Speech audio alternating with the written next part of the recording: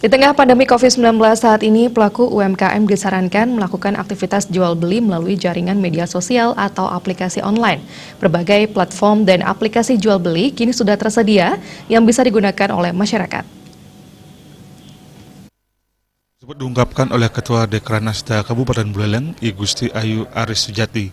Menurut Aris Sujati, pandemi COVID-19 ini memang membawa dampak bagi semua sektor, tak kecuali UMKM di Buleleng khususnya. Dalam upaya semakin mempermudah jangkauan jual beli bagi UMKM, Pemkab Buleleng bekerjasama dengan e-Semeton untuk memberikan rasa nyaman dan aman kepada masyarakat dan pelaku usaha. Dengan menggunakan sistem aplikasi ini, masyarakat tidak harus bertemu langsung dengan banyak orang dan dapat menghindari kontak fisik. Langkah ini dilakukan untuk memastikan masyarakat berada di rumah, namun tetap dapat membeli kebutuhan pokok. Selain itu, platform ini juga memberikan peluang bagi pelaku usaha untuk tetap bisa berjualan.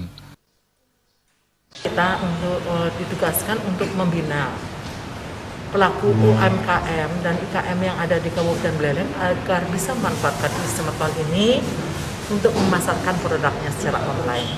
Nah, itu di sini juga ada kerjasama dengan BPD, bagaimana dengan permodalannya. Nah, disinilah kita kolaborasi juga. Kita juga di sini menggali permasalahan-permasalahan yang ada.